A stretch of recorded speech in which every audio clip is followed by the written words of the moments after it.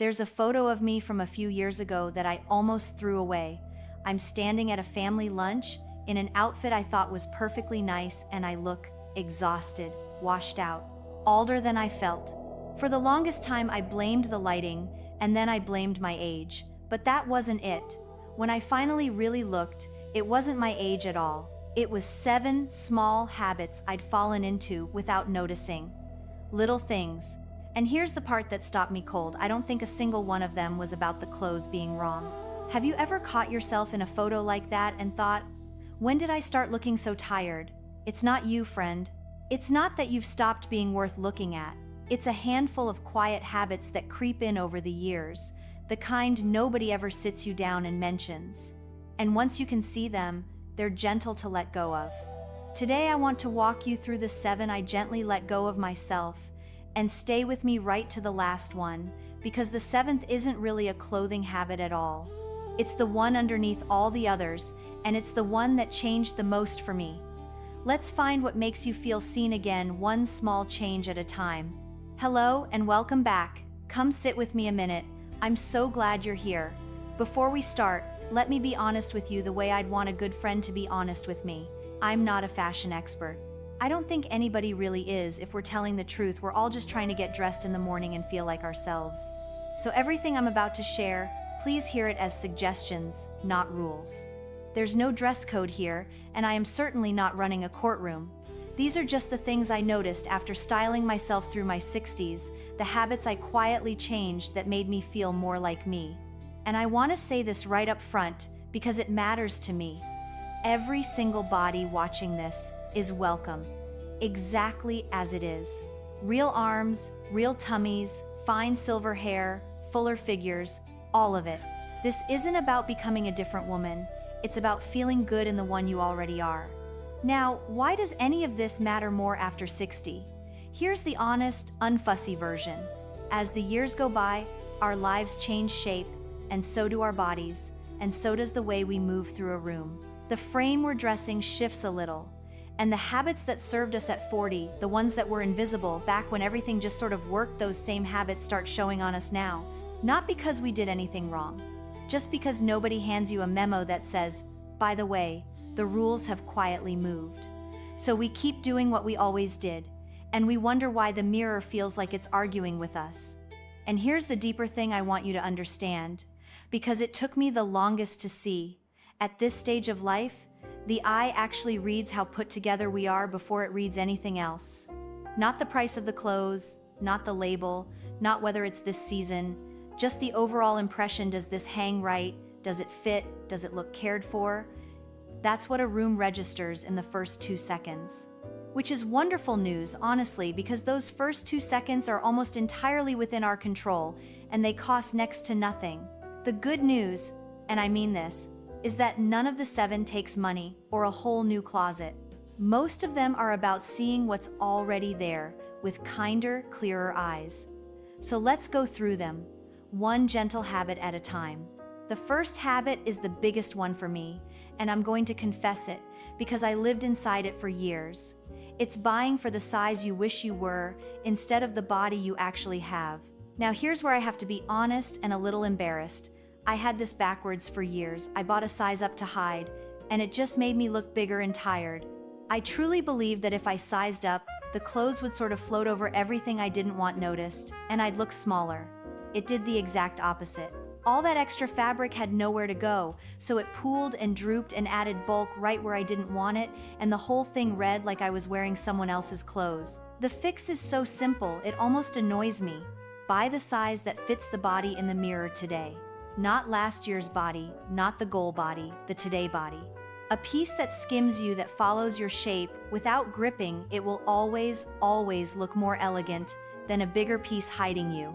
And let me give you the concrete test I use in the fitting room now, because it fits can feel vague when you're standing there under those awful lights. Check 3 places. The shoulder seam, it should sit right at the edge of your shoulder, not halfway down your arm. The button or the front, it should lie flat and closed without pulling or gaping. And the drape, when you turn to the side, the fabric should fall clean and quiet, not tent out and not cling. If those 3 are happy, the size is right. whatever the tag says. That little check saved me from a lot of sad purchases. And let me be real about this, because the wedge here matters. The number on the tag is not a verdict on your worth. It's a fit code, and it changes from shop to shop and from cut to cut. I have 3 sizes hanging in my own closet right now, and every one of them fits. So if a size makes you flinch, cut the tag out. I'm serious. Cut it out and dress the woman who's here. The clothes will thank you, and so will the photos. The second habit runs right alongside the first, and it's the one almost nobody talks about because it feels old-fashioned. It's skipping simple tailoring. We've been trained to think tailoring is for wealthy people, or for a wedding, or for a suit, but a small alteration is honestly the closest thing to a magic trick I know. A $12 hem, a seam taken in an inch at the waist, a sleeve shortened just so it hits your wrist instead of swallowing your hand. Those little adjustments read as expensive. They read as pulled together. Meanwhile, a pricey piece that doesn't quite fit will always look a bit off, no matter how much it cost. My friend Rosemary taught me this without meaning to. She did a big closet cull one spring, pulled everything out onto the bed, tried it all on, and instead of buying anything new, she took a small stack to a little alterations shop by the pharmacy. A few hems, one jacket taken in. She wore those same old clothes to a luncheon a month later, and 3 people asked if the outfit was new. It wasn't, it just finally fit her. So here's the gentle nudge. Find the 1 or 2 pieces you love, but never wear because something's just slightly off, and get them adjusted. It costs less than a new blouse, and it changes everything. And a real body note, because I promised you honesty, a good tailor is a gift to every shape. Fuller hips, a longer torso, one shoulder that sits a touch lower than the other, which is most of us, by the way. Tailoring meets the body you have, instead of asking you to be a mannequin. That's the whole point. The third habit is one I want to handle with a lot of care, because it's tender. It's the wrong foundation underneath everything. And I mean the layer. You can't see the bra that actually fits. Here's the plain truth. The line of everything you put on top starts with what's underneath. When the foundation fits, your clothes hang the way they were designed to, your posture eases, and you look put together without doing one thing differently on the outside. When it doesn't fit, the best blouse in the world fights a losing battle. Most of us, and I include myself, have been wearing the same size for a decade or more out of pure habit, and our bodies have quietly moved on. So the kind fix is simply this. Get measured, or measure yourself gently at home some quiet afternoon, and see. That's it. But, and please hear me on this, because this is the part the magazine Skip Comfort comes first. This is not a lecture about squeezing yourself into anything. If a piece pinches, digs, leaves marks, or makes you count the minutes until you can take it off, you have my full permission to send it right back. A well-fitting foundation should feel like support, not punishment. There is no elegance in being miserable, and there's no prize for suffering in silence under your clothes. Some of the most gorgeous women I know are the ones who quietly decided that being comfortable in their own skin was the whole point. So find the fit that feels like a gentle hand at your back, and skip anything that doesn't. Your body has carried you through a whole life. It has earned softness, not a fight. The fourth habit is a quiet one, and it sneaks up on all of us. It's living in tired clothes. Not the wrong clothes, just worn out ones. The soft old cardigan that's gone bobbly and pilled at the elbows. The dark trousers that have faded to a tired gray-brown at the seams. The favorite shoes with the heels scuffed down to the pale underlayer. We keep them because they're comfortable and familiar, and I understand that completely. I have a few of those old friends myself. But here's the thing I've learned. Condition matters more than cost. A modest outfit that's clean, pressed, and cared for will always look better than an expensive one that's gone shabby. Nobody in the room knows what your blouse cost. They only see whether it looks looked after. So this fix is less about shopping and more about tending. Give your clothes a little care. A sweater shaver, one of those little battery gadgets, $3 or $4, takes the pills off a good knit and it looks new again. A cobbler can reheal your favorite shoes for a fraction of replacing them. A quick press, a lint roller by the door, buttons sewn back on before they fall off. It's the same energy we put into a nice haircut or keeping our nails neat. It's grooming, just for the clothes. And here's a real body kindness inside this one, because I know washing and pressing isn't as easy for all of us as it used to be. If your hands or your back make ironing a chore, you don't have to earn your good looks through effort you can't spare. A wrinkle release spray you mist on and smooth with your palm does most of the work standing up. A steamer you hold while you sit does the rest. And there's absolutely no shame in choosing fabrics that simply don't wrinkle much in the first place. A soft knit, a good jersey, something that comes out of the wash looking decent on its own. Working with your life instead of against it isn't giving up. It's wisdom. And I'll be honest, this whole habit is really about self-respect showing up on the outside. When I take 10 minutes to care for what I own, I feel more cared for wearing it. That's not vanity. That's kindness, pointed at yourself. The fifth habit is a sweet one, and I say that with real affection because it comes from a good place. It's freezing your look in 1 decade. Most of us found our stride at some point, a look that worked, that felt like us, that we could reach for without thinking, and we sort of stayed there. For me, there was a whole era of what I'd call my safe uniform, the exact silhouette I wore all through the 1990s, and I clung to it long after it stopped doing me any favors, because it felt safe.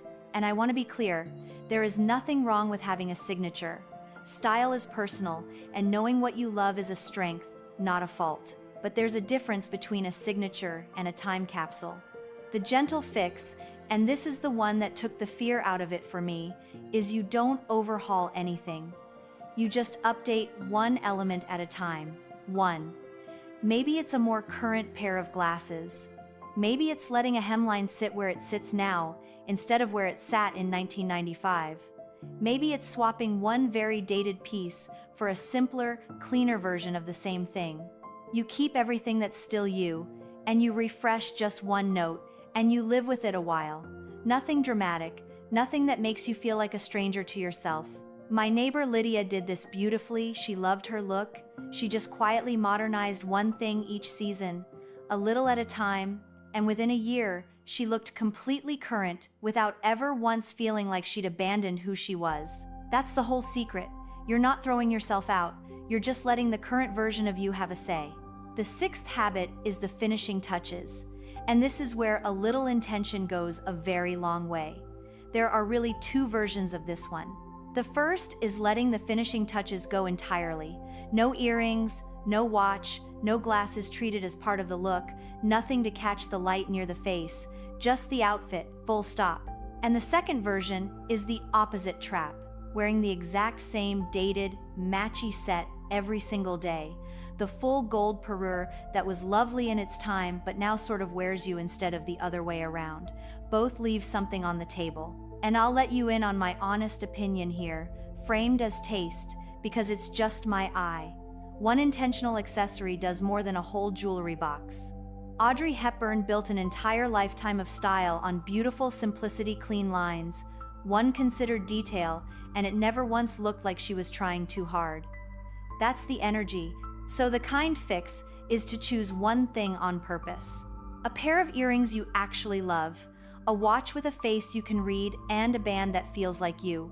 Or, here's my favorite move, treat your glasses as the feature. If you wear them anyway, a frame you genuinely love sits right there, framing your eyes all day, doing beautiful work for free. Pick one point of interest near your face and let it be the punctuation mark on the sentence. And the real body permission, because I always mean it. If your hands ache and rings aren't comfortable anymore, skip them, no guilt. Accessories are meant to be a small joy, never one more rule to obey. One thing you love, worn on purpose, that's plenty. And now we're at the 7th, the one I asked you to stay for, because everything else we've talked about today has been quietly circling around it. Here it is. The 7th habit is dressing to disappear. Somewhere along the way, so many of us learn to apologize with our clothes. We reach for the shapeless layers, the safe beige on beige on beige, the outfits chosen specifically so that nobody looks twice. We tell ourselves it's practical, it's appropriate, it's just easier, But underneath, if we're really honest, it's often a quiet decision to take up less space, to not be seen, to slip through the room without bothering anyone. And friend, I understand it in my bones, because I did it for years. That tired photo I told you about at the very beginning, that was a woman dressed to disappear, and it worked. I looked like I was trying not to be noticed, and I was. That is the real mistake underneath all the other 6. Not the size, not the tailoring, not the tired cardigan. It's the belief, way down deep, that fading into the background is the polite thing to do now. So let me offer the kindest fix I know, and it isn't about color or cut at all. It's a decision. Decide that you're allowed to be seen. That's it. You don't have to be loud. You don't have to wear anything bold or bright if that's not you. Being seen isn't about volume. It's about letting your clothes say, here I am, I'm still here, and I'm worth a second glance. Because you are. All those years, all that living, all that quiet grace that deserves to be visible, not hidden under 3 shapeless layers of I'm sorry beige. When I finally stopped dressing to disappear, nothing about my body changed, only the message changed, and people started meeting my eyes again because I'd started letting them. So let's pull back and take a breath together, because I don't want you walking away from this feeling like a list of things you got wrong. That's the last thing I want. Not one of these 7 habits means you failed. They're just little grooves we all slip into when nobody ever told us the ground had shifted, and every single one of them is gentle to step out of, one small change at a time. Buy for today's body. Get one thing tailored. Find a foundation that feels kind. Tend what you own. Update one note, not the whole song. Choose one accessory on purpose. And most of all, let yourself be seen. You are not too old for any of this, you're just getting started. I mean that with my whole heart. The best dressed woman in any room is almost never the one in the most expensive clothes. She's the one who's decided she's allowed to take up space, exactly as she is. Now I'd love to hear from you, truly, because I read these and they make my day. Which of the 7 hit closest to home for you?